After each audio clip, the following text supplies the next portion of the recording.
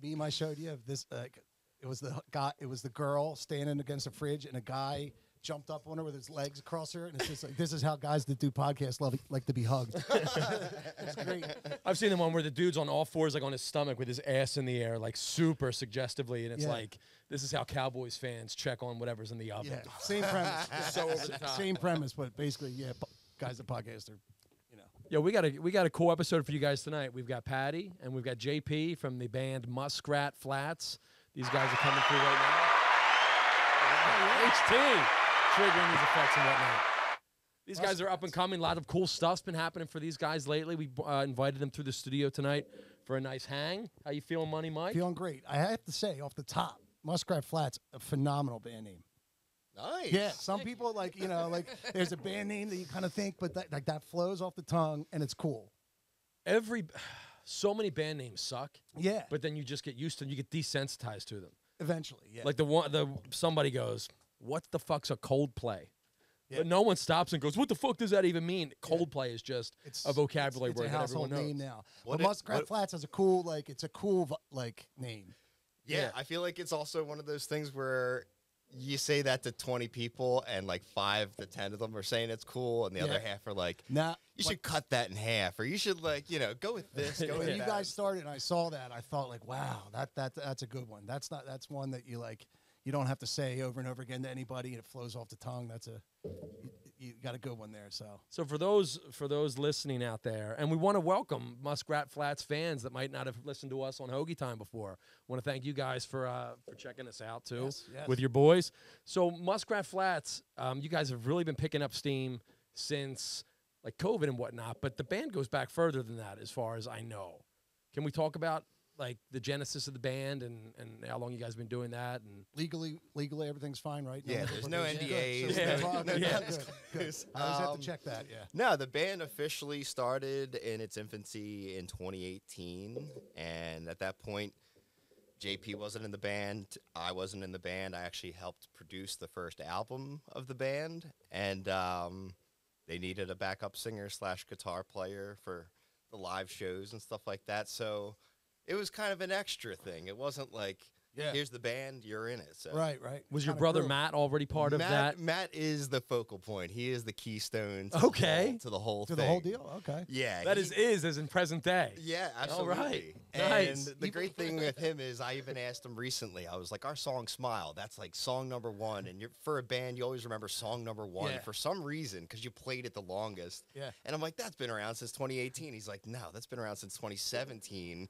That song's older than the band is. And I'm like, oh my God. Like, it kind of puts everything in perspective. But yeah, about a year later, after playing some shows, kind of testing things out, we were out in Westchester playing a bunch, and I was going out to the Sprout open mic out in Westchester, and that's when I met JP. And since then, it's kind of been a whirlwind of just playing a lot of shows and, working with different bandmates with bass and drums and stuff like that. Yeah. But yeah, we've been kind of, like you said, getting some steam. How much turnover in the band since then? Like when you got JP, was it like the same members and you guys were off to the races, or have you much? We've had a couple of different people. I actually played drums for a little bit in the band, Yeah, that's right.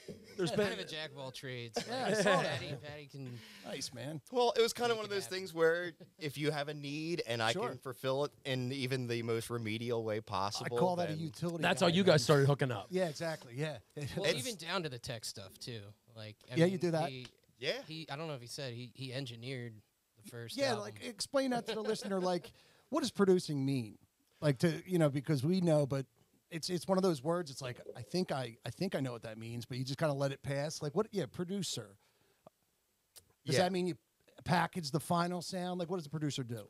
Well, I think when you're that small of a band, and like the band started with an album and then played shows, there weren't shows and then an album. Right. So nobody knew who we were. There's no pressure at all. And I think I kind of took on the role of the engineer and the producer. Okay. And I feel like there's a gray area between a lot of that. Because when I was asking that question, I kind of immediately think, is the engineer the same?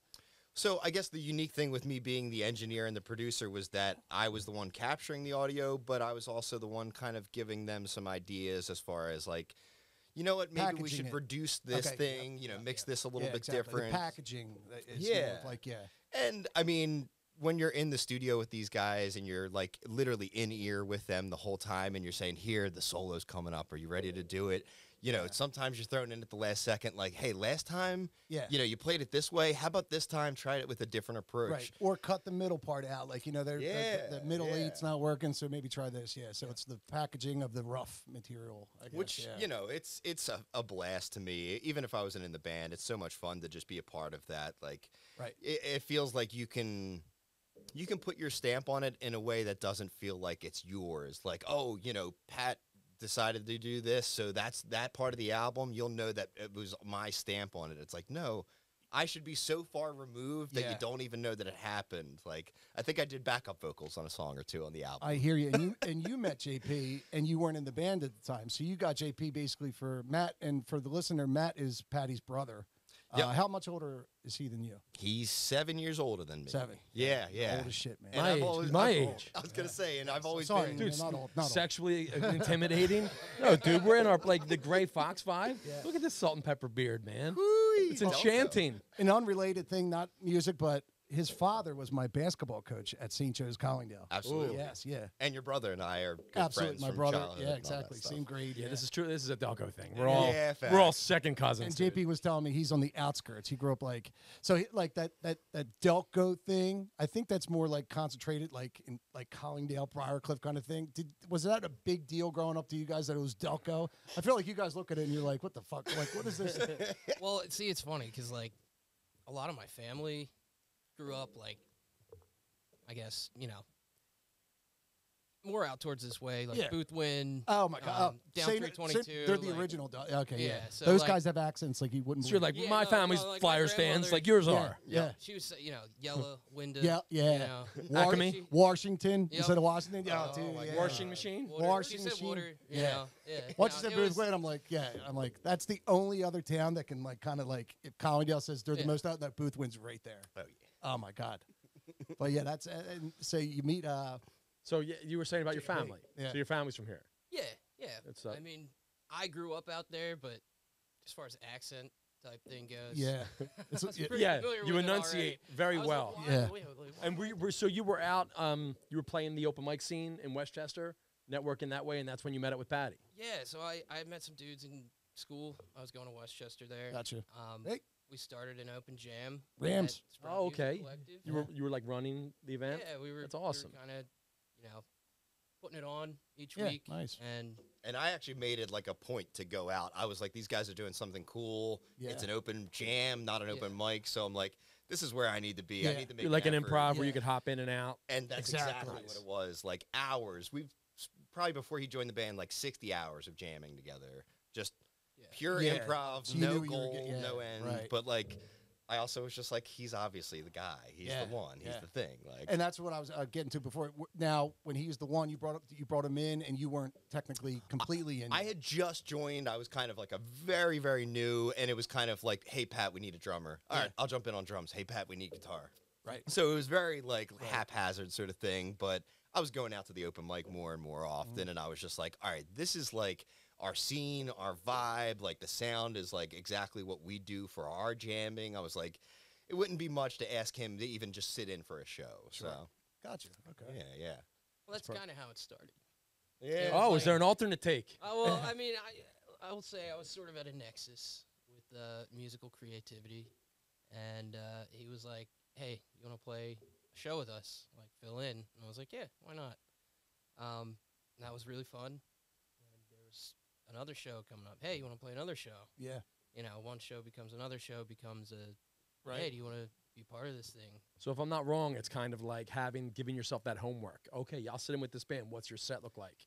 What are these songs? Kind of give yourselves. You're definitely getting some of the songs like In a getting way, yeah, together. like- it is. That was exactly what it was like. It was like, yeah, Yeah. it was Yeah, like, guys- this is what I'm tackling now. I'm studying this. Now, do you figuring guys this come out. from the same, like everybody in the band, in particular you two? Like, do you all come from the same place musically? Like, is there a starting point where you all kind of, that's the band? Because Hef and I were in a band, and like the band for us was the Beatles, and Oh, then man, then everybody kind of had their own influences. But there was a did you all have that the kind of core band, and then knew you had the same influences? I don't know if I could pin it to one, but Right. there's definitely like a few that come to mind where I don't know. I think we all just kind of click with Well, what we enjoy from So it. quick, Right, it clicked right. in the moment. In the moment, and I don't more. even think we even got to the point of discussing Yeah. musical influences. It was kind of like get up on stage and play. Yeah, Go. yeah. You got to play right now. Yeah. Like Yeah. doesn't matter who the drummer is, who the bassist. Everybody get up and do it right do now. it. Talk later. Like figure that out later. That's what you learn. Like most of it is doing it. Like you like just getting up there to do it. Then the magic happens. So if you put too much thought into like, oh, like what song, what style, what, just get up there because you have to go up there and then figure it out. And then what happens is magic. And then when you feel that, like, you know, you got something, you know, a band's formed. They're like you create a sound. Yeah, is it's pretty cool, magical. yeah. I mean, I love it from the infancy of, you know, creating the song, or even Yeah. before the song is even existing. We're like, you know what? I really like Steely Dan. We should do something kind of funky and jazzy Steely Dan. Like, okay, boom, lock in on that. But like, if that even comes before the song, it's like, damn, we should be doing that more often because Yeah. the songs are obviously yielded from all these experiences. So in a band like Muskrat Flats, that's centered like so much around improvisation and like everyone's strengths musically, how does the writing work? Because that's a way different situation than like a band backing up a singer-songwriter. These are the chord sheets. Yeah. So can we talk a little bit about that? I'm interested to hear about that. So the first album, the first 7 songs from Field of Rays, they're all Matt's songs. He was the one kind of creating those. Oh, okay. Field of Rays is the album we were talking about. Field of Rays, that was the initial release in 2018. Is that of course. available for streaming? Yep, Spotify. Sweet, we'll link to that, Bandcamp, okay. all that good stuff. Great. And yeah, I mean, he had just maybe a couple of like ends and odds that needed to be like shored up, but I mean, he came in with like 6 to 7 like solid ideas. So Nice. the band gets started. We're playing a lot of covers, and we're playing, you know, the 7 originals, most of which clock in over 5.5 minutes long, like some of them up to 7.5 minutes. So like the covers get, you know, there's like 6 to 7 of them, and then one of our songs, but it all kind of equals out to like 30 minutes of that and like 25 minutes Yeah, and 2 songs yeah. of ours. So from there, we kind of started writing, I guess, like the new batch of songs for the album that we're about to record, and I kind of was taking the bull by the reins there, and I was just kind of like, we need to do songs that have that 3.5 minute thing to it, I was just thinking that kind of just fill out a set perfectly. because it's very easy, like, you know, because in a 3.5 minute song, you got verse, chorus, bridge, chorus, like, and I wondered more in the jam, improv, like, where do you work? Do you still go by that format? And then there's the middle part where you just go and then come back, like, because you said like some of your songs like 5-6 minutes, right, long. Like, how do you get those extra 2-3 minutes in? There's that middle part where you just kind of go. Well, It's interesting. I guess it's a little different for each song, but I would say, you know, in the context of what this next album is going to be like, a lot of the songs that we wrote were like you said, shorter, more concise. The jam area, if you want to call it that, it's jam section. Like we can still pencil it in. Psychedelic Freakout? Yeah, let's call it that. that one. That's usually when I lose it. But Show. I guess the fun part with the shorter ones becomes like, do we have it just in like the instrumental section? Like, do we extend the instrumental section, or do we just go to something completely different out of the song into something else? Yeah, like a second part. It's almost like So is that, let's touch on this a little bit.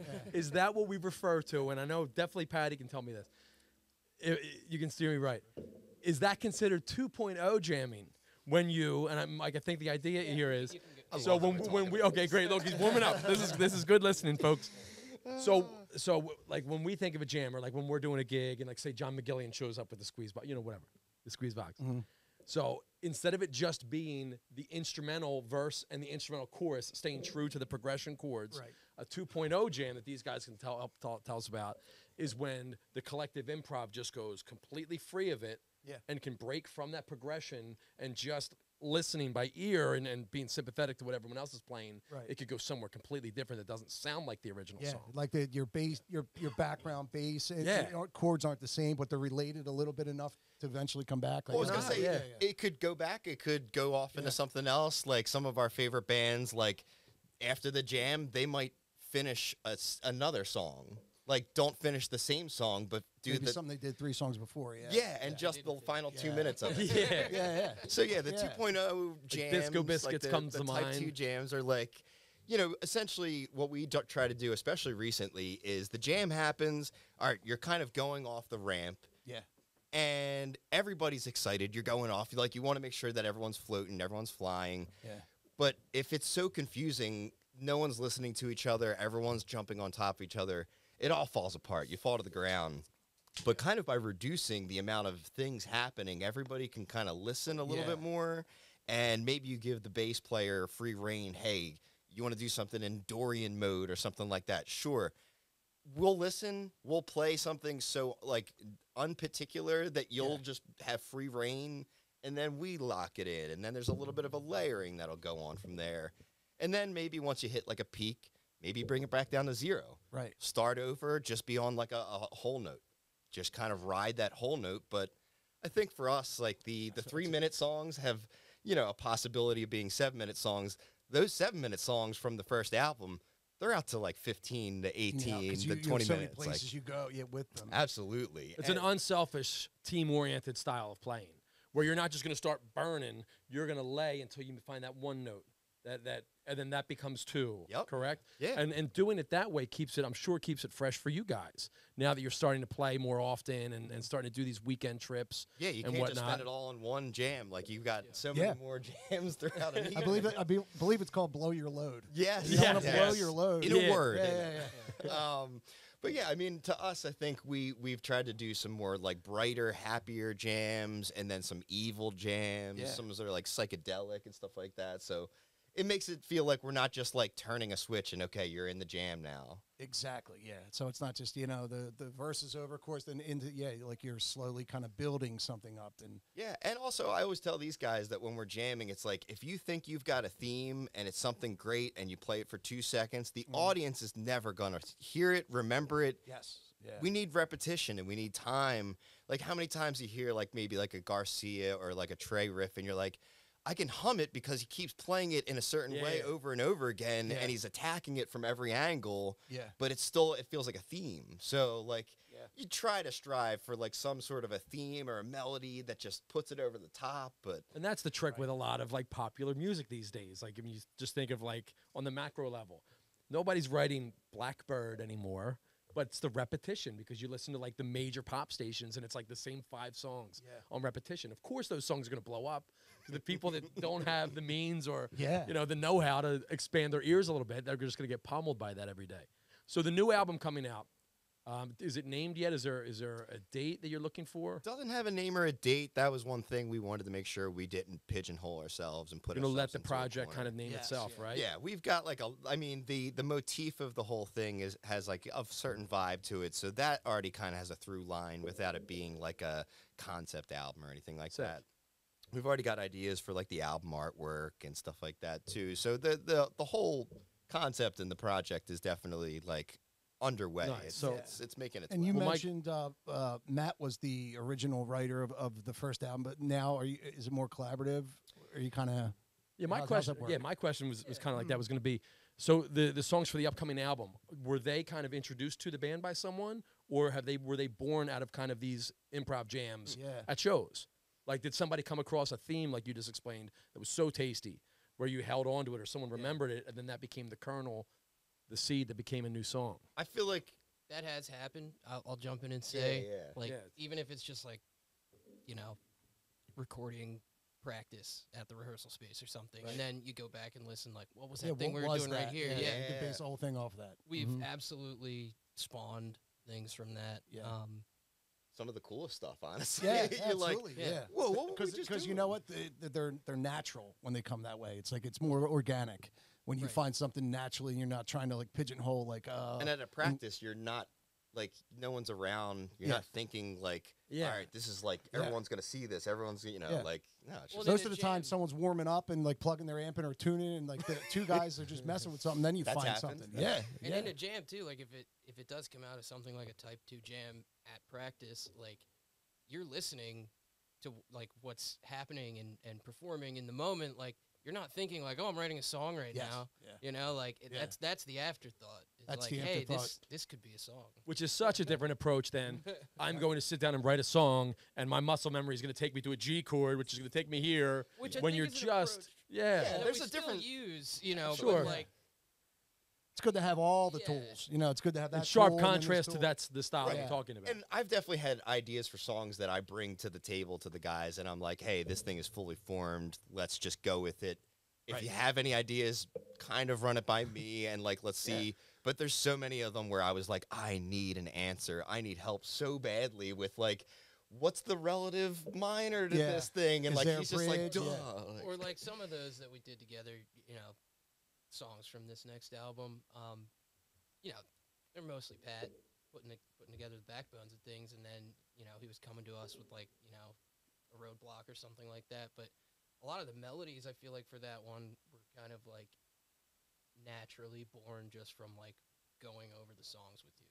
You know, not necessarily like, let's write something for this. It was just like, we're playing it over and over, piecing it out, trying to figure out what chord goes here, what chord goes there, and I'm like, oh, I'm I was gonna say, this, and like, I have like a bag of songs that we still haven't even put into like the hopper that like we're jamming out and I'll just accidentally go into it. I'm like, you know, every chord of this because I heard you just kind of through it. You just kind of said like, is he the guy like relative? Is he musically like you said when you're wondering about the relative minor? The theory is he the guy? and all Is he the theory guy? I got some. He's better than I am. That goes a long way. Yeah, I'm a man. master.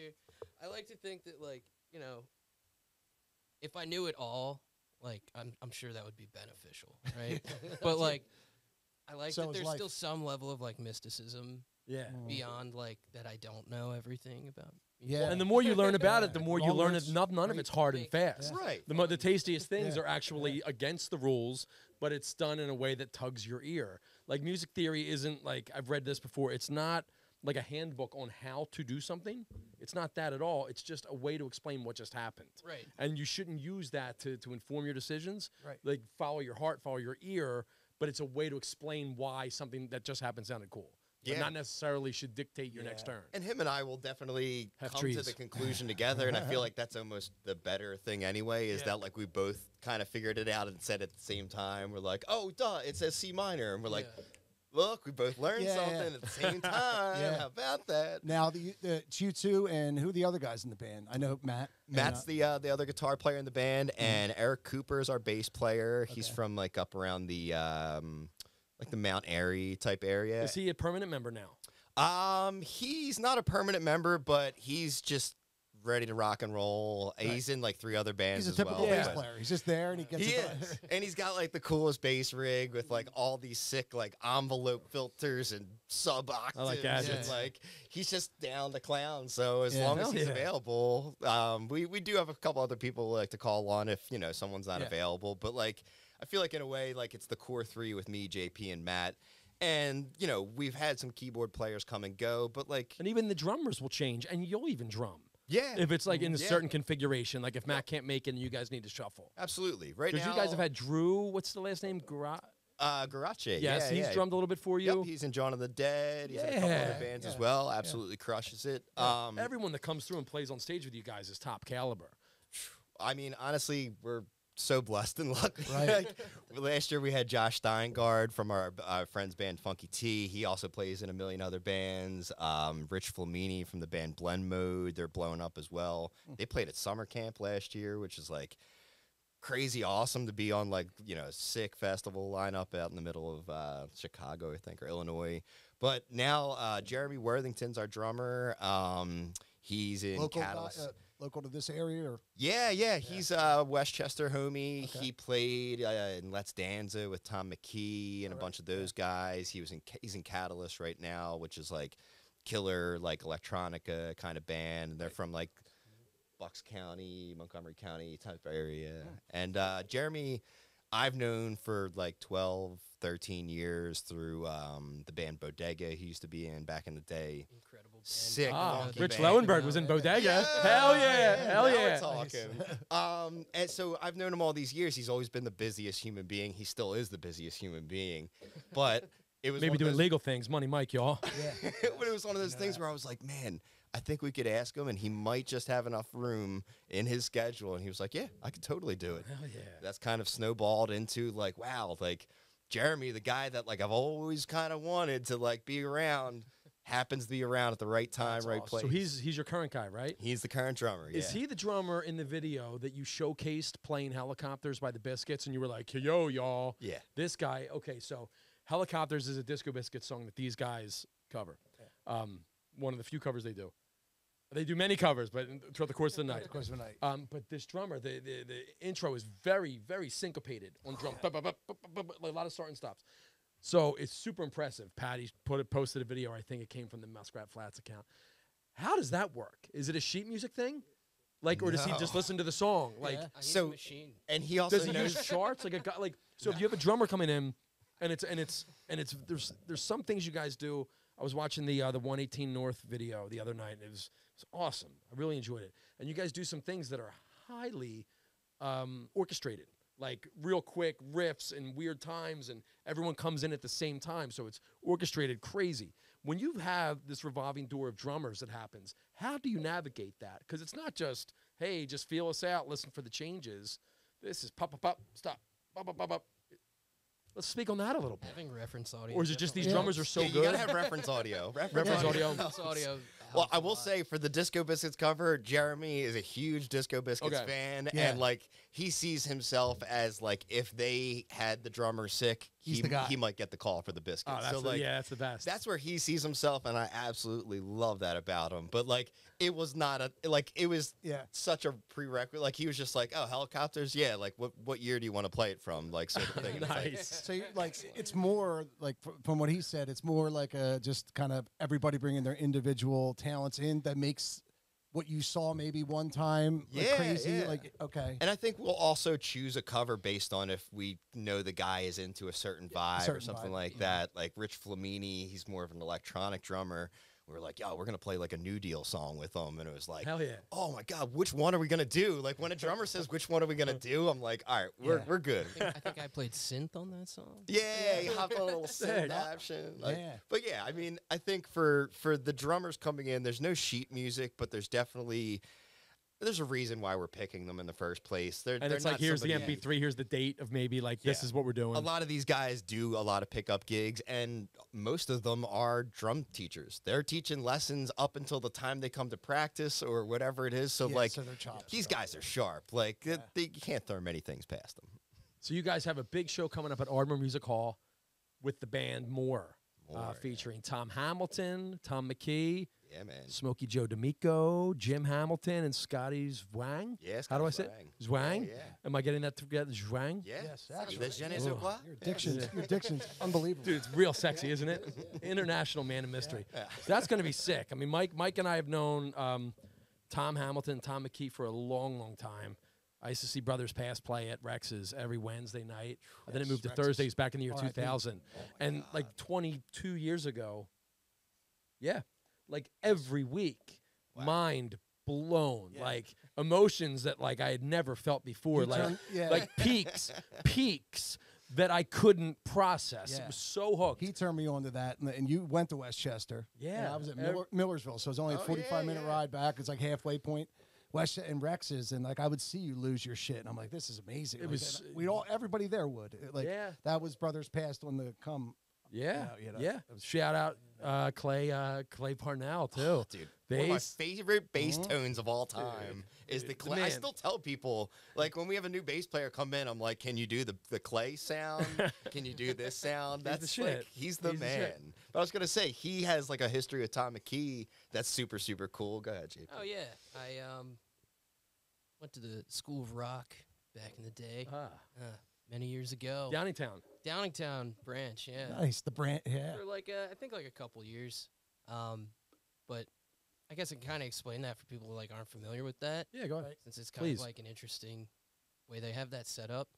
So, you know, you get set up with an instructor, someone who's giving you lessons on your assigned instrument or instrument of choice, I guess I should say.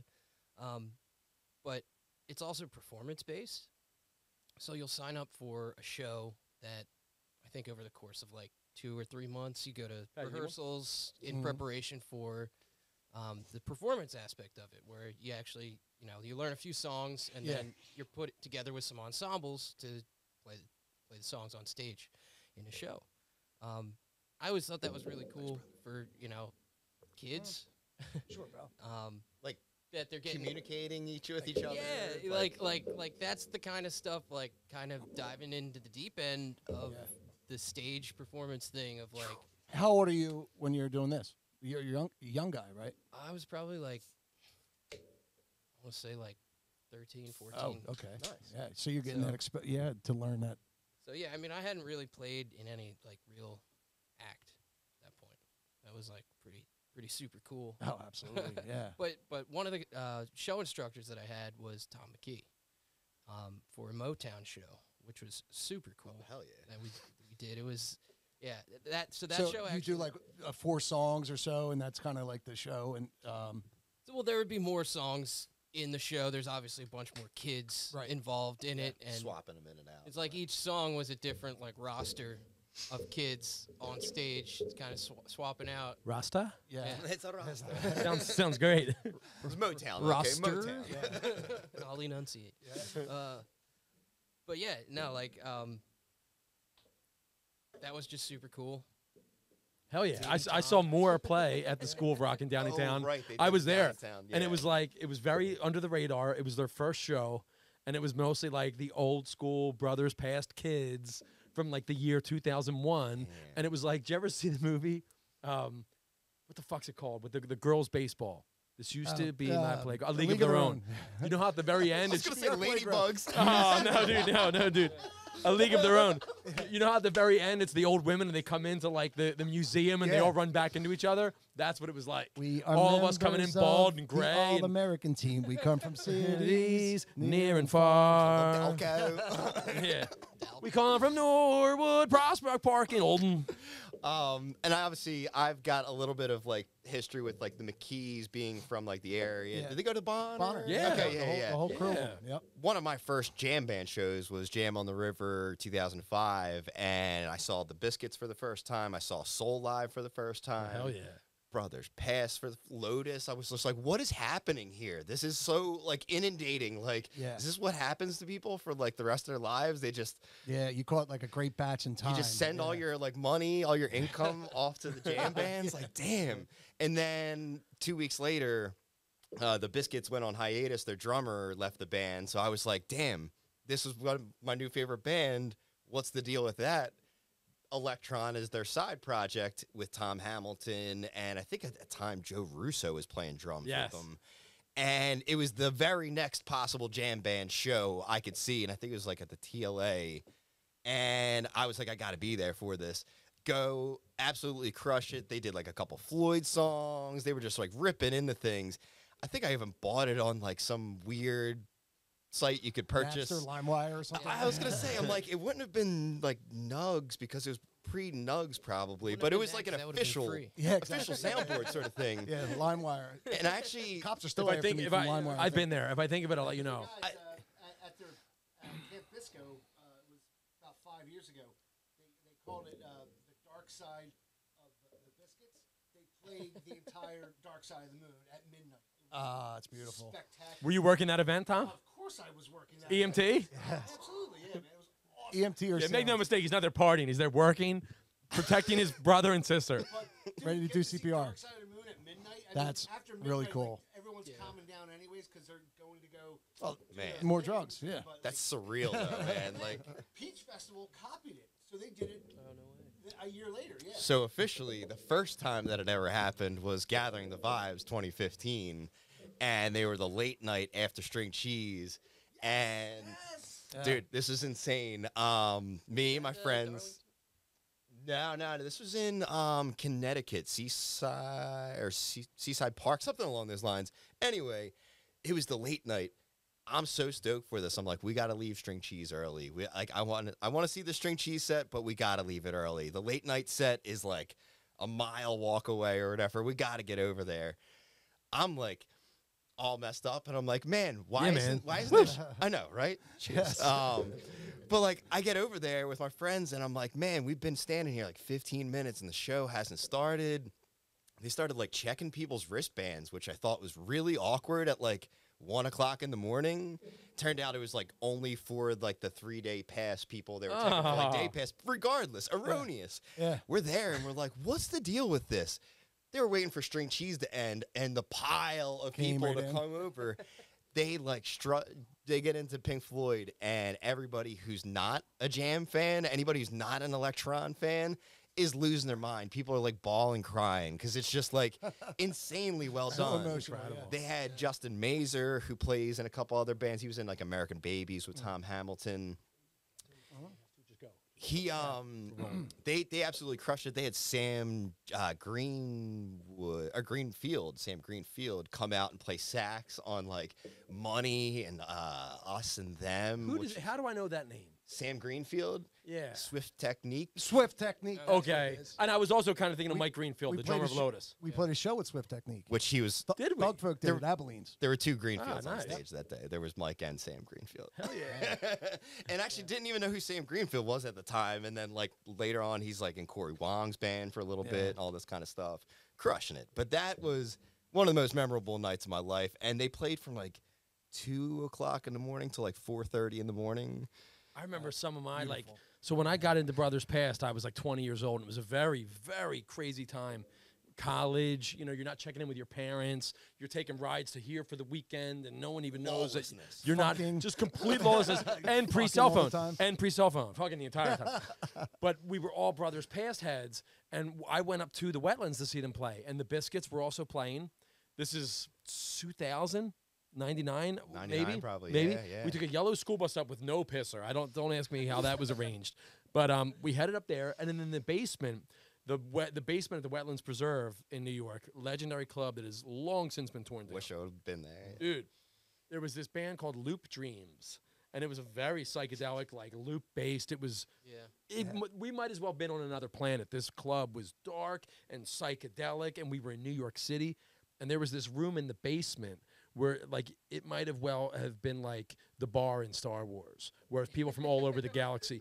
You are there, and everyone is just smoking weed openly in this room, which was already a mind fuck 22 years ago, that we are openly smoking weed in this place, not getting kicked out. In New York City, the guy next to me is from Utah. This old man is here for some reason. He's from Texas. Grandparents hooking up over there. It was like that song, Mama told me not to come. This is a nexus of the universe kind of thing. Like. Yeah, dude.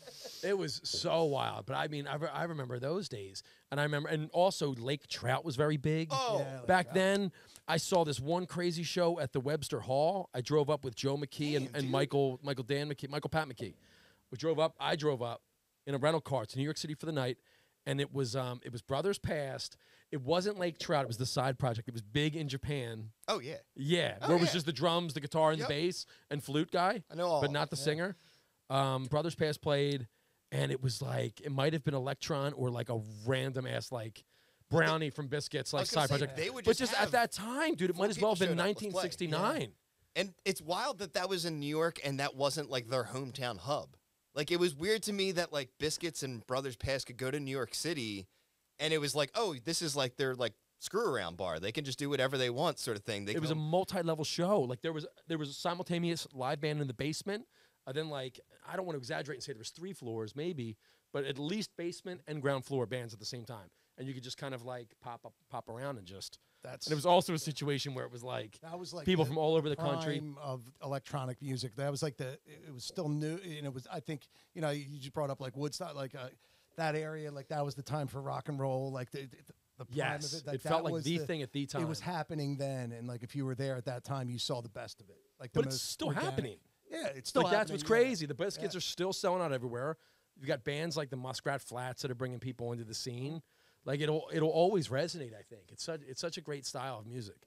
They can't go mainstream for so many reasons. Right. You can't get radio play when the best parts are like the least planned out parts. Right. You know, like when the real juicy pieces are those improv that I think the band lives for and the crowd lives for. And as far as you guys, how do you deal with that? Like radio isn't the same. It's not like, you know, the goals of an original band have changed because, you know, like 20 years ago, you're like, oh, okay, maybe we'll be on Y100. How do you guys like kind of orchestrate that? You know, like kind of the change in the whole kind of, you know, is it putting out music for people to go find? Like, how's the process work? Might be what I think I've watched you guys on the come up, and the way that I see personally you guys answering that question is it's not about radio play anymore. Correct me if I'm wrong. I think you guys are like building community, and I think that's kind of been like your approach from what I see. Yeah, yeah. And like I consciously think about like these guys are building a community. You guys are great to your fans. You guys are always putting everyone first, shouting out even when I don't want to mess his name up. Who's our boy? He cooks at Brewski's. Mark Colvin. He does your lights sometimes. No, but like he cooks at Murray's. Okay, yeah. I don't want to get twisted. Shout out Mark. Plays at JT's. I don't want to shout out Mark. Yeah. Yeah, I don't want to shout out Mark. I don't want to mess that up. But like, you guys will shout out your crew. You guys will shout out the people that come take pictures. Your fans. Do you think that's what it's about now? Building that community and moving it that way, one city at a time. And how do you approach that when you guys are starting to hit these new cities where like there's no connection from school or et cetera? What do you think, JP? I'd say that's, I mean,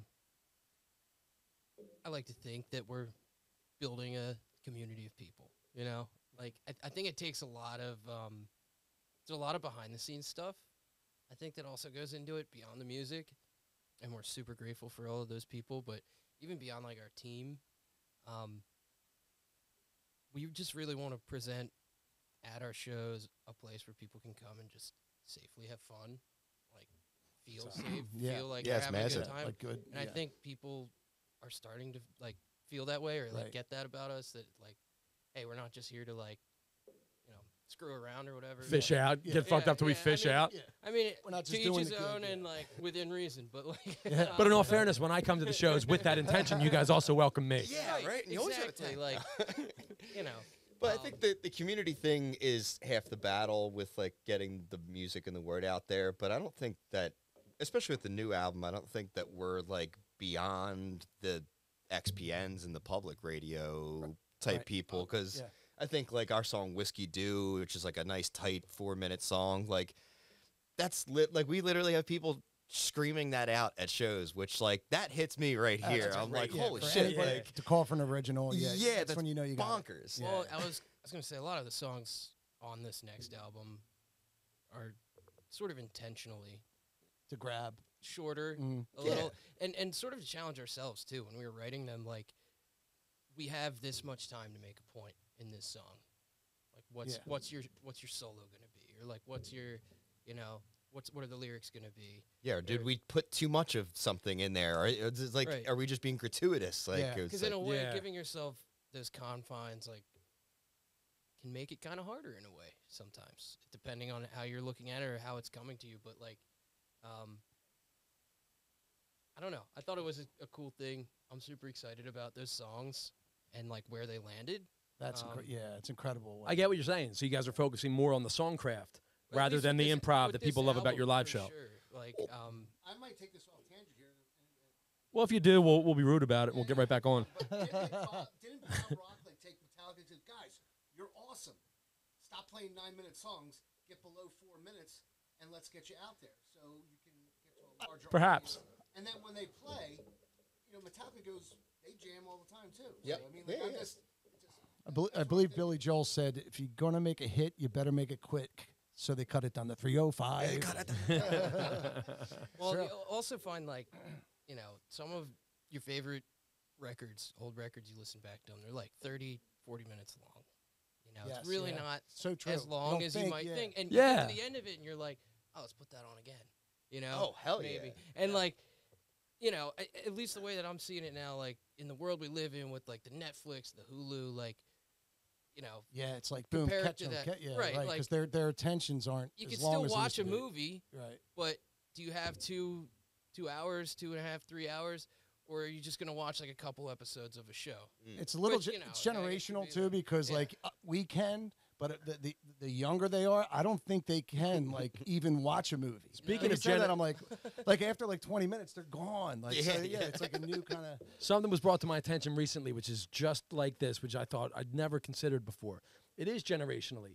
And the same way the older generation, the late 60s, early 70s, loved conceptual album shit. The artwork, right. That's gone. But part of the reason of that I never thought of, back in those days, there was 4 channels on TV, and come midnight, it was Star Spangled Banner and then static. So you're up with your friends, drinking, smoking, whatever. There's no TV anymore. Yeah, I Throw mean, on an album. The book, that's what book that's is the what long was late night thing. entertainment. Album is actually like the short form thing at that Spin point. that record late night. There's no TV. Yeah, there's not. Yeah, they're not kind of replaying So things. You're right. you had to They would digest throw on like it. Revolver and just let that play. And that's what I thought of that the minute you said like a 38-minute album. Like the Beatles are great at that. They had packed 14 songs and like, boom, those early Beatles songs. Yeah. You know, And just to like tie that all up, I'm not saying like a long album isn't a good thing. they're great. I just don't think that people today have like the attention span for it. Yeah, or at least Like, you know what I mean? you got to give them the idea or that this is like an intention. Yes. Like it's tough to say to somebody, here's 23 songs on two discs here. Experience this all as one thing. Like right. one of my favorite like compilations recently was the Neil Casal compilation. He was like the guy from Circles Around the Sun and Chris Robinson Brotherhood. There's 41 of his songs all covered on this thing, and it's an incredible work. I know so many people that are like, I haven't gotten to numbers 20 through 40.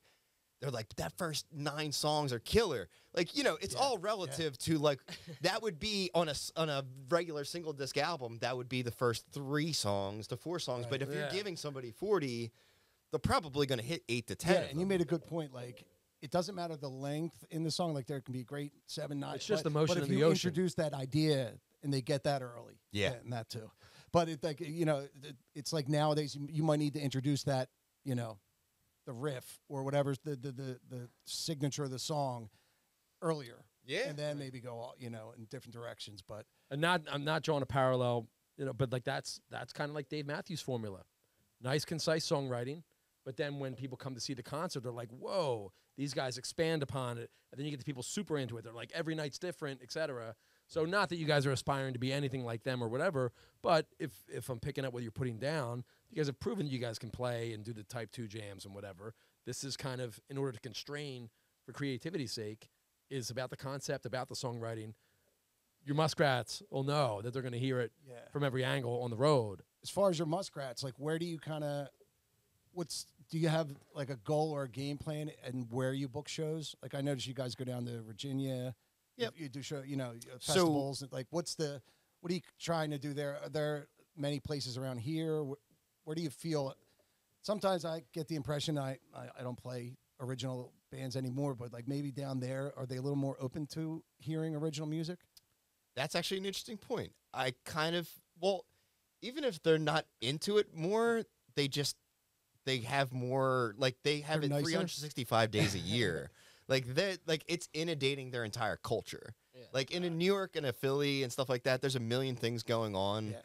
Down south, I feel like things are like we just played in Floyd recently, and like people in Floyd go to that place in Floyd. Dogtown is like their spot, and like they'll go there regardless of who's playing, but they're gonna like show up for their town spot, and like that's pretty special. Yeah, that don't Yeah, happen around here. That's they were awesome. They were That's- really good people there. And Floyd's in.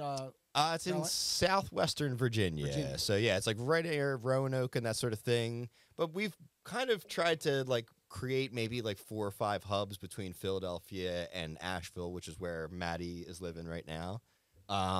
Roanoke, Richmond, Baltimore, Philly, Asheville, like having some hubs where we can say we're going to be back 2 to 3 times a year. Instead of just kind of exactly. That's a blue Instead of yeah, just bring your playing friends. places just to Yeah. notch on belt. Yeah. bring all your It friends. has to be strategic. And also, like, we had so many people on tour last year who were like, I'm going to tell my friend he missed out on the best show. Yeah. Like, what an idiot. And it doesn't seem like anything, but to our Asheville show from Greenville, South from Carolina. from that and word of mouth, it sounds silly because it's such like it's a daunting thing if you think about it by 1 and 1, but that's how it does have. It's kind of like you grow something, and like 1 and 1 that happens the first couple times, then it's like 4 tells 4, 8. Then you walk into 1,000 people. I've always said like my favorite person at the show is the person who's just like there. They weren't like intending to see music, and they're just like, They stopped in and then they stay. oh my god, yeah.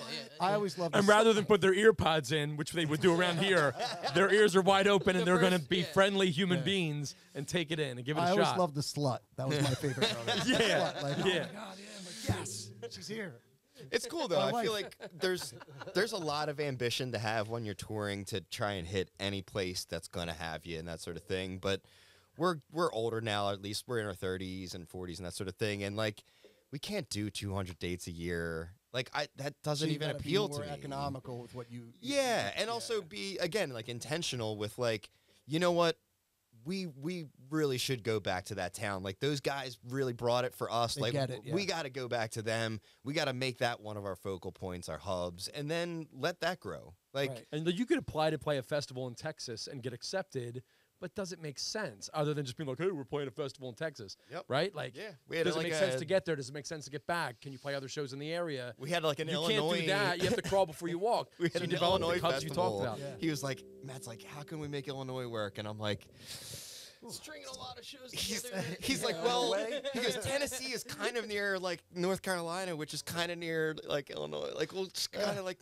and we're like, Depending on what part of Illinois. Like, But you have in to resist that Chicago, urge, it'd I'm be fucked. sure. That's But up north. I was gonna say, that being said, Yeah. it's still cool as hell It's that cool. they Fuck reach out to yeah. us and they're like, yo, we would really Yeah. like to have you. It's like, well, it might not be this year, but we're coming next year. Yeah. Like shit, like that's too cool not to. And I noticed you guys, you have the hubs that you're building there, and but around here, the Red Lantern's been become a spot kind of Yeah, man. in the summer. Or do year round?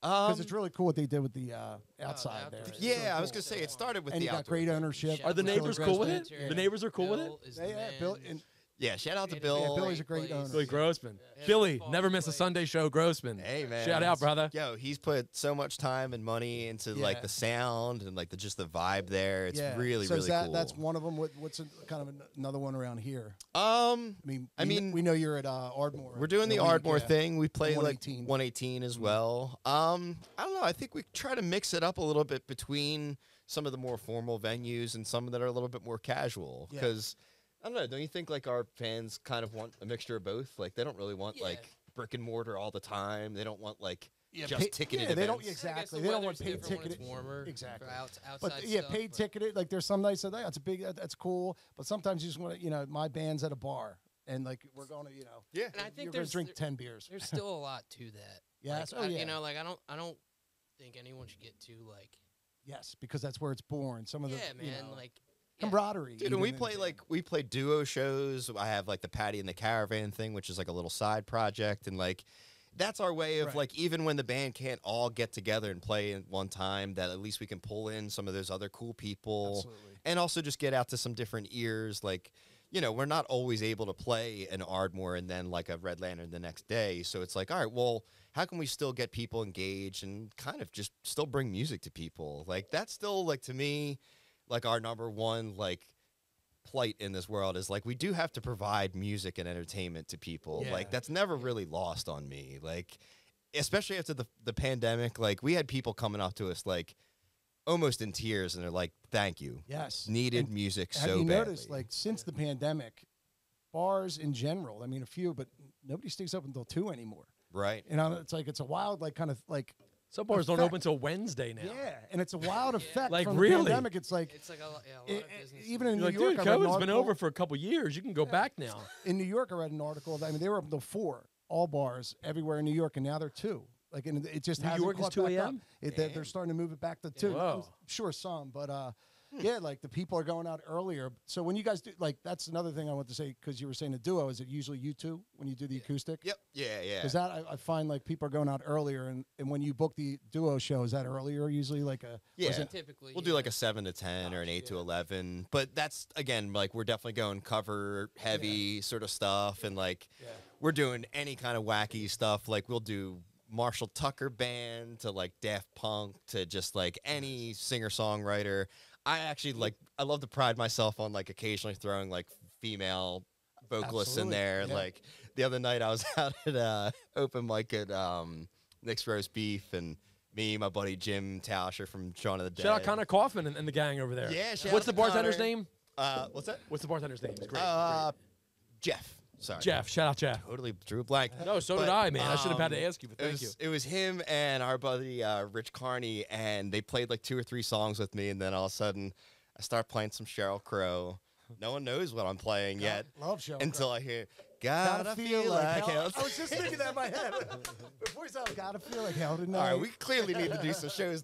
Hook up. Are you strong enough to be my man, Patty? Dude, everyone like got up and were like Adam. clapping afterwards. I said that was 3 straight men who just played Yeah. Sheryl Crow's "Are You Strong Enough to Be My Man?" Yeah. Boom, boom. I'm a big And Steve, then you hooked up, and everyone's like, "They just said he was straight." I'm a big Steve So Earle artistic. fan. Oh, I man. love Steve Earle, and he had I read an article something a couple of years ago, and he's like, the best music that's been put out in the last 10 years are female artists in Nashville. Yep. Because they were asking about Nashville. He's like, the Nashville that Steve Earle came up in doesn't exist. It's Bon Jovi with cowboy boots now. It's basically Bon Jovi with cowboy boots with an accent. Yeah, So they lost the fire hoses on Yeah. kids walking home from school. But Dude, the women Probably are he said the different for the women better. are still crushing it in that Yeah, old man. kind of Merle Haggard way, like the Yeah. old, like the. They're kind of the outlaws. I believe these they call it days. outlaw country. Yeah. So outlaw, the Steve Earle was the last, and then they kind of Outlaw country. But now they're doing, Marco Price is one I think of. She's so badass, man, and Yeah. she does it her own way. Of course, Brandy Carlisle. I mean, Oh, she's yeah. she blew up to a huge, but the talent's undeniable. Yeah. The Sarah girl artists are Farrell. doing awesome, man. I cover Whitney Houston and shit. It's great. They're hits, man. Yeah, I feel like I just can't sing like them. It sucks. I feel like the bluegrass scene and like the folk scene is a little bit more like inviting to kind of the female vocalists and the female taking over. Sort of thing. Yeah, Like, it lends itself better to that. Just the straight up songwriting where you're not trying to like swing your dick with like a rock band. yeah, and like Clearly. I feel like there's also just like there's more of like they actually started the whole thing from its infancy. Not they got pulled into a thing and like they're just the front person for that band. Like most of these bands, these women like Molly Tuttle and like Lindsay Lou and Sierra Hull, who's an incredible mandolin player, they're all their own people. Like they've got their own dudes that they bring in, but like it's them. Like Yeah. they've started from ground zero. Like I give so much credit to them because they probably were asked, "Oh, you should be the backup singer, my thing. Oh, Yeah. you should play. You should accompany the rest of this." It's like, I'm gonna cut my shit down in Nashville, and you're gonna be looking up at me. You know. It's Speaking of that side, did you guys hear about the Philadelphia Folk Fest? It's not Yeah, it happening was- this year. yeah. Did you guys ever do that? Were you ever? I went a couple years. I haven't been there in a while. I went a few years gone this and I year. camped, and it was a lot of fun. But since my kids came, I haven't been able to swing it. But they're not doing it this year. That's a shame. It's a lot of fun. And even though it wasn't like we could never compete with Firefly when it comes to like fireworks as far as the lineup goes. But the headliner each year would normally be pretty cool. David Crosby a couple years Sick. ago. I would always kick And myself even- that Ani DeFranco would be there, and I didn't go see And her. even the Like, acts, and aside from that, even if it was someone you never heard of. talking about We're my talking about the- original album. Yeah, yeah. Okay. The Philly talking Folk about my Fest. The originals Philly, again? Philadelphia Folk Fest doesn't happen this year. Yeah. Oh, it's not happening. It's not happening this year. We're talking about that. Yeah, these guys haven't been. what were your first festivals? My first concert was Jerry Garcia Band. What? After was Jerry one. after Jerry Garcia died, I saw him too. After. right? Right, which is hilarious. Yeah. It was like 1996. Someone at Bonner bought a bunch of tickets, and we went on a yellow Oh, school damn, bus yeah. that left from Ardmore. Maybe you were there. No, I went with my family. We were vacationing in Myrtle Beach. And your dad's And like, my I got dad and mushrooms, my family. You uncle guys want to Reds go see Took JGB? me to House of Blues, and it was Jerry Garcia Band. And it was the keyboard player that was famous. Yeah, Melvin. Melvin Seals. Seals. But that was my first concert. And I remember the most memorable thing from that night is I kind of feel like the lead singer kind of looked like Michael Bolton, but the Beautiful most man. memorable thing of the Beautiful night, man. You there look was a more like hippie Michael off to Bolton, the actually. side. There was a hippie sitting off to the side that was armless. He had no arms. This hippie had no arms off to the side and was smoking a bowl between his big and his second toe, and he would have people light it for him, and that's how he was ripping it. Oh, Like, wow. just like a monkey would bring it right up. Ingenuitous, dude. My first festival Festival. had to be Philly Folk Fest, I guess. I was gonna I've say, never it might I've have never been been. to a Coachella. I've never been to Firefly. I've never been to a package. Well, no, the Y100 Festival, The Fez. the Festival, The Festival. I've been to a which was few of them. unreal. It was no doubt Green Day, Stone Temple Pilots, Damn. I think Real Big Fish, and like a couple other bands that I can't remember, but it was some nice '90s. My first concert was Boys to Men, and all I remember is my mom Finger? got Finger drunk banging? and threw up. Ooh, Yeah, like it was my mom. Like, Miss I can't even Barks. say that. Come on, Yeah. Miss Sorry, Barks. I don't want my dad to watch and get mad. But yeah, that was my first concert. First festival was like, but when you said Stone Temple Pilots right there, what a perfect front man. Like literally, he's a beautiful He man. was slithering like moved a snake. Like like that it was always shady and sexy at the shady same and time. Sexy. Yeah, like it's that old. "What's he that doing? Front man, Sexy, like, though." God, like, and like as a guitar player and stuff, like playing in front of a microphone and singing a song without your guitar, it's fucking daunting. It's like, Oh, oh my god, I'm yeah. scared. But those Terrifying. guys could just walk up and dance and shit. I'm like, fuck you guys, you're fucking amazing. The Jim Morrisons and those guys, like Leather jeans. yeah, like front. That's why frontmen they're their own thing. And when I hear people like talk that they're a frontman, I'm like, no, frontmen are that. Yeah, Not a You're guy sitting on a acoustic guitar with wings on the way.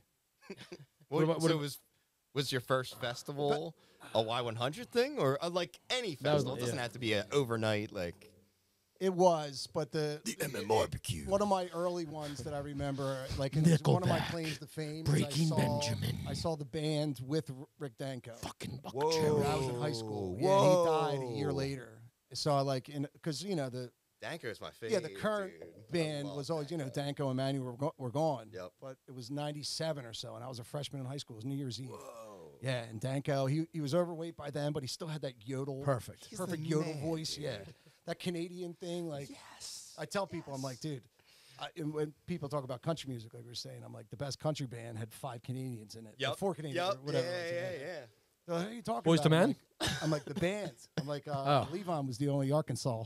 Yep. What about you, Patty? First show was Dave Matthews at the Vet with Santana. And the 2000. I met him that Roots afternoon.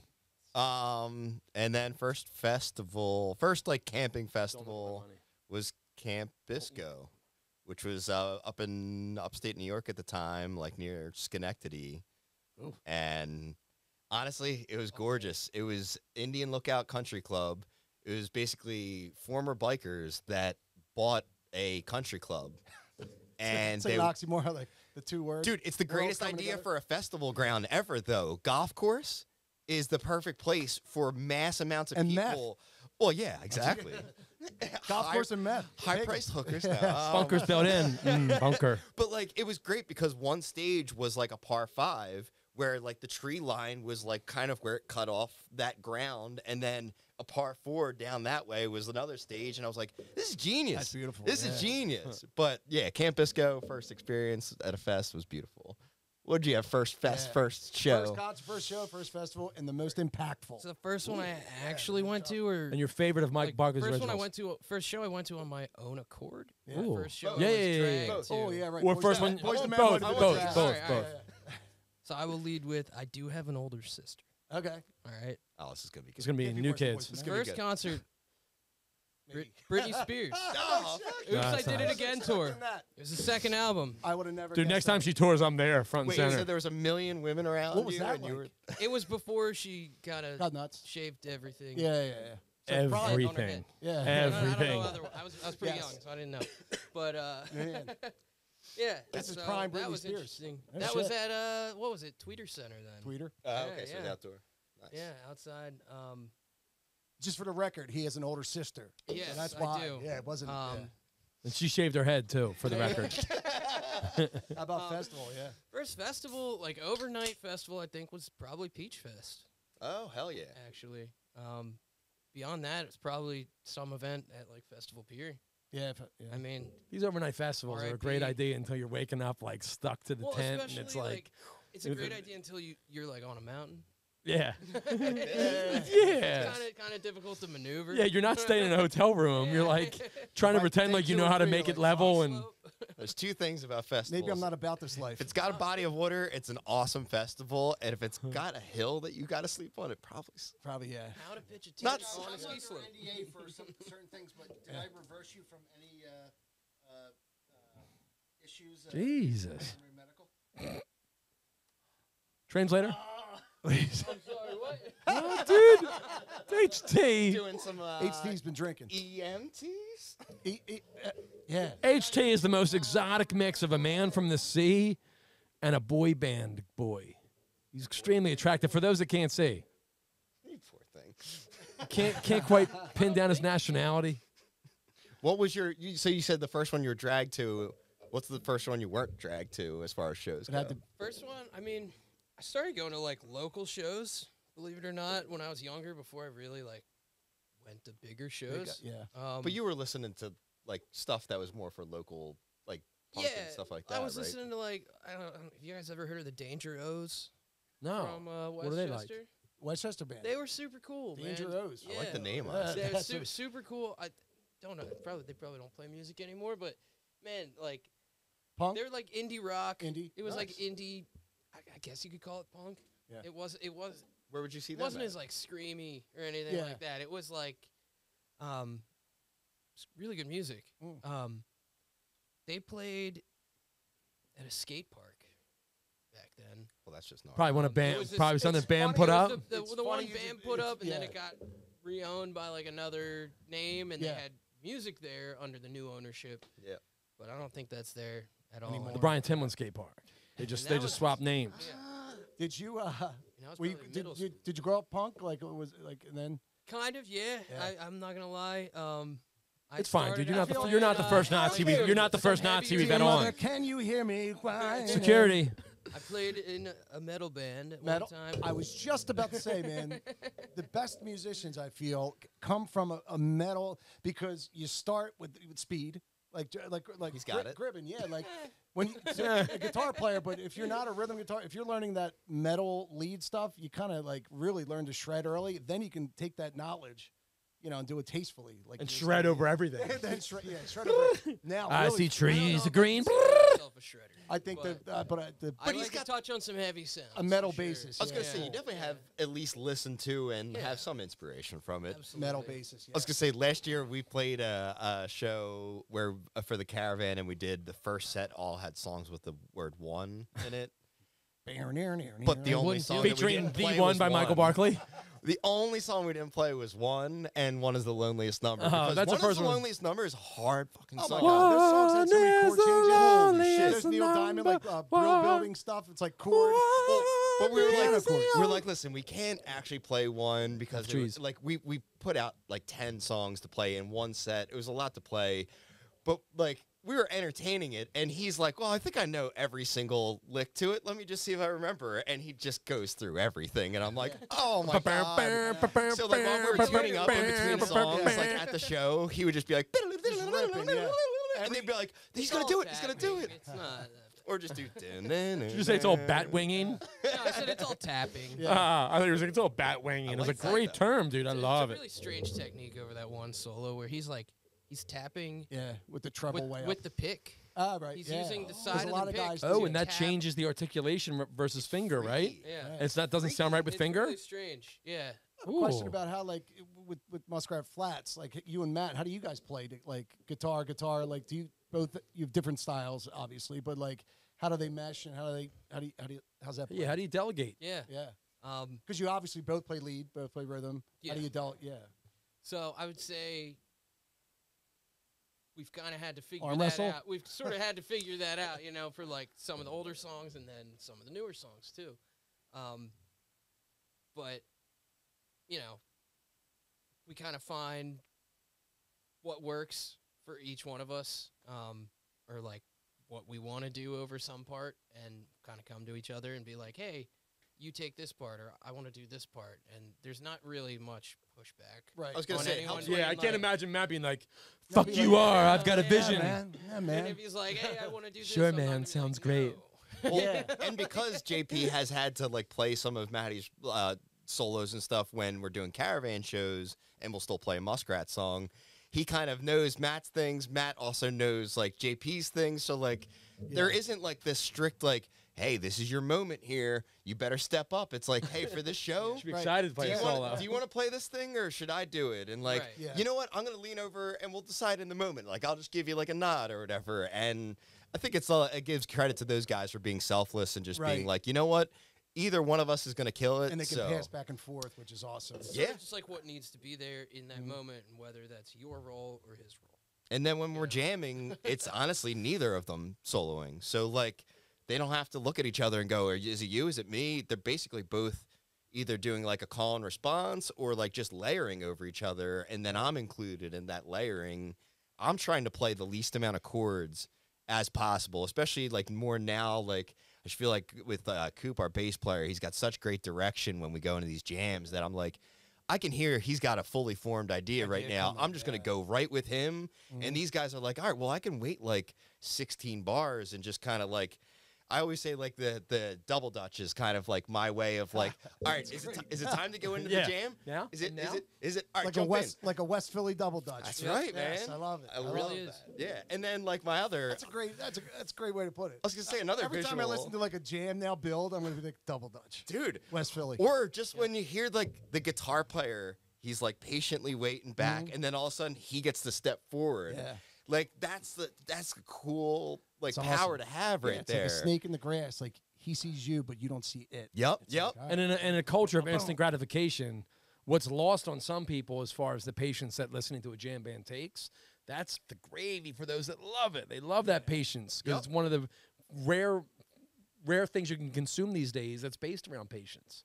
Yeah. So if you're at one of those type of shows, like that's what you love. Oh, but they play forever, but you're not listening. You're the Like, eclipse. Yeah, you're feeling Yeah, it a little bit yeah. more. Like, you know, you try to take like a girl to one of these shows, in my experience, or like somebody that doesn't quite get it. I love it so much, but they might not. Like, they're playing forever. You're not listening. Yeah. They're building for something. There's that, and then when it does drop, it makes it worth it. Yeah, no, absolutely. I think we also have fans who engage with that kind of stuff. So, like, they're just ready for anything. Like, I just love that our fans are, like, they're ready for more. They're ready for more original music, which is, like, crazy awesome to me. Yeah. Like, when we made that, like, decision that we're, like, okay, now we're going one cover per set, all originals, pretty much everything else. Like, people were like, I want more of the originals. So you guys do cool covers. It's cool that you're covering it.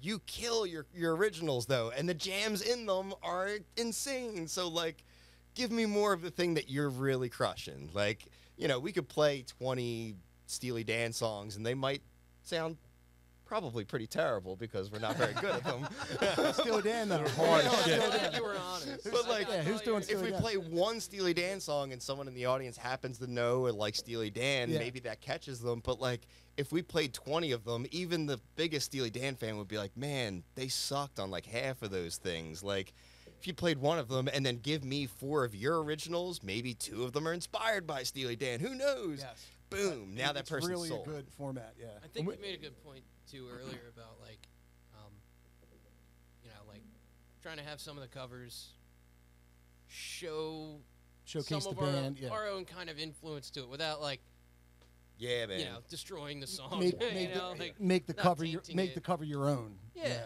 you Right. know, or at least showing that it, you know, it's coming from some other. It's coming. Yeah, it's not coming source, straight from the not radio. just- Yeah, yeah. You're kind of building it, and it becomes a Muskrat flat kind of Yeah. version of this. Yeah. You know, it's not really a cover anymore. Because if it's going to be a carbon copy, then they can just hear it from a DJ. Mike and I have had this conversation when it comes to our podcast. Like, the stuff that we talk about, it's all dick and fart jokes. Sorry to lift the veil, everybody. but we like to think that people listen to us because they like to hear it through the filter of us, right? Yeah, it's like something. they So would that's ask. the same thing. Like, yeah, if you love, you know, the cover songs, of course, you can listen to the radio, you can listen to whatever, bring it up on your phone, but they want a Muskrat Flats experience. Because they can see And- your personality. Exactly. And then they know you guys through that. And I think that's important that you pick the right covers too. Like, I notice a lot of people that are playing, they'll just, we need time. I mean, obviously, every band knows that you got to fill up a set. So, like, there are some covers that are fillers, but if you pick the right covers, they become Muskrat Flat version of this song, which is really important to have because they can become like a huge part of your set. We played at Ramble Fest down in Maryland this past year. Incredible festival, by the way. Look into it. It's awesome. It's literally right off of Route 1 in Darlington, Maryland. Can I party there? Yes, you Yeah. can. Intriguing. All right. Also, like, they have like a busking thing that goes on. Like, it's the dopest of dope festivals. It's like less than 3,000 people. Like, you know Right over the everybody bridge. by the end of the Yeah. weekend. But I was gonna say one of the songs that we decided to do was a cover, and we did a bluegrass version of Tom Petty's "You Don't Know How It Feels." Can't go wrong. Yeah. But, like, as I love Tom Petty to death, I play a lot of his music. Sometimes those songs are a little bit downer-ish. Yeah. And "You Don't Know How Yeah. It Feels" is kind of a downer of a song. Like, Yeah. there's some, To be me. yeah, like that it's song's sluggish. exactly I'm like not gonna lie. Like, I love that song, But, like, that Look, drives you I through it. personally- It's definitely behind the beat. Yeah. Personally, I can grind and break dance and do all that shit to it, but it's You not can, for I see. everybody. So I get it. Yeah. we throw in a bluegrass version of it, and all of a sudden, people don't know what it is when we first start it. They're just like, okay, it's a bluegrass tune, and then they're like, why do I know the lyrics to this? And the next thing Why you do know, I they're like, know? can sing to Why this. am I singing all the lyrics to this? And then it's Exactly. like, oh shit! So Like, right away, you know, you hit on one because you know Yeah. what? You're not going to hit on everyone too. Like you're going to try to attempt 10 covers and make them your own. If 3 or 4 hit, that's you're in the Hall of Fame. Like you know what I mean? Like you're in the Hall of Fame if you're batting 300, 400. Like Yeah, for so real. you're not going to hit most of them, but when you find that one, you're like, yes, this is like It's funny you say that too, because like I don't know if this is totally off topic, but No, we welcome that. I like I know one of the covers we did recently, we were listening back to it just from practice, and I was like, is this us? And I was like, this sounds exactly like the studio recording. But, like, in a way, it's like, it's almost kind of lost on me because of that. You know what I mean? I'm just like, it's in the background. I was like, is this even our version of this? You know what I mean? I'm like, because I can't even tell. Because it's, that it doesn't sound it definitely good. takes, it definitely takes skill. It takes skill to mirror the studio versions that we all know. Yeah. But I think what we're trying to do, or what you're trying to do, is put it through that filter, give it the Muskrat Flats treatment. I'm massively inspired by Alison Krauss, and one of my favorite. You mispronounced his name again. Alison Barkley. Yeah. Settle down. It's typically pronounced Mike Barkley, but her version of "Baby Now That I Found You" is the perfect example of nobody would know that that's a Motown cover unless you were from the Motown era. It sounds nothing like a Motown song. It sounds like an Alison Krauss original, and I think it's a Foundation song originally, but like theirs has like a call and response, like "Baby, baby, now that I've found," like it's beautiful, but it's now her song to me, man. Like she has it's put not the baby. Now that I found you, I can't let you go. She's got like just a smooth, around you, oh my god. Even so, She also does does. that. She also Baby, does the That's Keith Whitley's "When You Say Nothing at All," which to me just freaking brings me to tears every time. And also found out about that song via downloading a Napster version where a radio host had spliced verse 1 and verse 2 of Keith Whitley and Alison Krauss. So and then for the final chorus, it's both of them harmonizing, and it's freaking spotless. Then your dad got arrested because he fucking downloaded Napster. Dude, I showed him that, and he's the one who showed me all of those bands. I was like, yo, you got to check out this Napster thing. And he's like, this is the shit, man. Well, he come from a musical family. He was always into the Dead and shit. Oh, my God, man. I mean, he put the suit on, he had the shirt on. He could dress it up with the hair, but he was like a Deadhead. Yeah, he was like a basketball coach and like, look good in it. He's like, I'm dosing my young boys. Don't tell anyone. But watch how they grow up. I'm dosing my young boys. I'm like, he's like a Deadhead. Well, every Outer Banks trip we did, which we did it for like 18 to 20 years with the Zimmermans and the Quins and the Terces. Shout out Zimmerman, shout out Quins, shout out Terces. Exactly. That's an 8-hour drive, and some of it was not on 95 before like they had all the breezeways and all the ways to skip around towns. But like, it's an 8-hour drive, and the Grateful Dead is the only thing that you can put on a tape that's not like, all right, you got to put the next one, put in the next one, put in like it's long driving. You're like, hey, here's the first set. Yeah. But like Patience everybody music. else would fall asleep. Matt, Billy, my mom, everyone falls asleep, and I'm just like, eating it up. What's next? What's next? Give me it. Dire Straits are next. Jackson Brown's next. Sold. I've been playing with Matt for a long time, and very few people know this. We had a band, and it was called Sundown Union, and the band was Mr. Muskrat, Matt McCann on lead guitar. It was me on rhythm guitar. It was Kevin Kramer. Shout out Kevin Kramer Photography on bass. It was Chris Hewlett on drums. I think Mike Kazanjian practiced with us once or twice. But I'm not sure if he performed. We played one gig, and it was our buddy Eric Smith's sister's graduation party. And on lead vocals from Stuff Island, Mr. Tommy Pope. No! Tom Papa was our lead singer. Not many people know this. He's an unbelievable singer. He's the sexiest human being too. He's an unbelievable singer. He's good at everything. Like, Our he's like super smart. Comedy, yeah. Our set list was a couple ones. Higher by Creed. Can you take Meet Virginia? But we kind of did our own. We did our own version. It's called Eat Vagina. He's the only dude that could fuck my sister, and I would have to be impressed. Yeah, Like, I think God must have spent a little more time on you. Yeah, I'd have to. He's so good. But He's so good looking. I had a cassette tape of it. I had a cassette tape of it somewhere, and if I still have it, I'll discover it one day. But I think I lost it. What about? But if I find it again, what about Man Bites Dog? Was that a? I wasn't part of that. Who was I know, that? but who? I feel like I think it was Matt and Kevin Hewlett, Matt Kramer, and somebody with like short blonde hair that I never saw ever again. But he was like their vocalist, and he played the Pine Street block party one year. Ah. It's probably a stockbroker. Man bites dog. Man bites dog. Blonde, I'm trying to think. He had glasses. He always wore like circle Ooh, a glasses. blonde vocalist with glasses. Where's he at now? They don't make them on Was the it street. Ralph? Was it he looked Ralphie like- from Christmas Yeah, Story? if you can find a blonde vocalist, fucking hire him. He And then didn't put look like Katowski, but he looked similar to a Katowski possibly, but he was obviously not. If we bring him in right now, he has nothing to live for. He is miserable and Well, he's then, gigantic. I was gonna say he's I'm just come down keep in a bringing wheelchair. up- We got Thug Folk. Huh? Yeah, We've yeah. got Easy 4. Ooh, the Easy Four. Yeah. Easy 4. Yeah. God. who Matt- was the solo guy that Matt and Seipel worked with?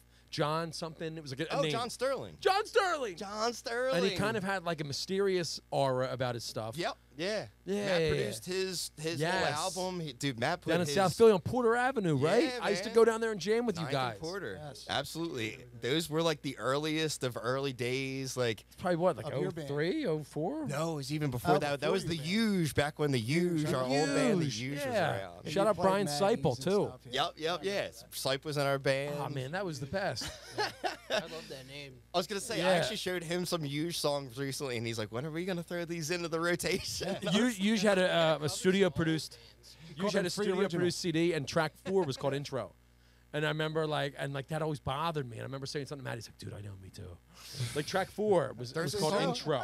There's a song Oh, called that's pretty good, actually. Easy 4 had a song called A Minor, and that always upset me. I Was it was in like, B minor? That'd be great If it was. I be your A deepest minor, ocean. really? What are you gonna do after that? But nah, Easy 4 was like one of my favorite and early like inspirations to play because I was probably like 11 or 12 at that point, Young guy. and they were playing out at like Cabrini at their radio station and Yeah. stuff like that, and that was like the first time I saw Matt like really put into like a proper type of a band where it was like they're playing Pontiac Grill and they're playing like Tritone. they're Yes. oh yeah, absolutely. Yeah, man. rest in peace, Tritone. Tritone. South Street. I remember But like that stuff. those early days, I was like, I know this might not last, but I can see that there's like a seed of something here. Uh-huh. That like all those guys ended up being like some of Matt's best friends, Robert Riley, Jason Stolness. Shout out to those two guys. Right.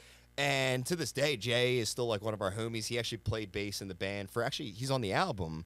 So like these guys have been playing with Matt for like 20, 25 years and that sort of thing. So he's the one who put it all on the play. We're just kind of playing catch up at this point. Yeah, you know? big It's shout like- out. Big shout out, Matt McCann. Big shout out, Muskrat Flats. Guys, we bro. could talk. We could talk forever, Yes. and can't wait to have you back on another time. Before we But- end, let's talk about next Saturday or next Friday. Next Friday. Yeah, 100%. real quick. You guys are playing the Ardmore Music Hall. Yes, we are. Time, so everybody can get there and 224 Friday night. We're playing with Moore, featuring Tom Hamilton and all those homies from the Brothers Past Days. We're playing at 8 o'clock. We go on 8 o'clock sharp. We're playing from 8 to 9. I think Moore might be playing 2 sets beyond that. So it's going to be a crazy, awesome night for Philly jam music. And We've talked about the evolution of Muskrat Flats. What can people listening that don't already know you guys? What can they expect that night from you? all originals. Originals, improvisational. Fun and more. Yeah, dance party. Absolute dance party. Well, we can't thank you guys enough. JP Florio, Patty McCann from Muskrat Flats. We're going to link. Can you tell us a little bit about your socials, just what your tags are? Yeah, We want to have everybody check you out. Instagram and Twitter, we're at Muskrat Flats. We're on Facebook with Muskrat Flats. and Spotify will tag that. Yeah, also. absolutely. Our Awesome. Spotify Can has hear our your stuff. album, Awesome. some live music, and our Bandcamp. We put up all of our latest tour audio and that sort of thing. So there's soundboard audio up on there. Always check out the Bandcamp. You can subscribe every time the show comes out. It literally sends you an email. That way you're getting that fresh cut of music from us. Fresh, good.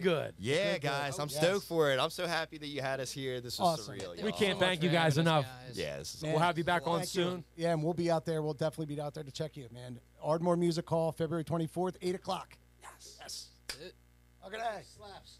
Thank you. JP. Yo.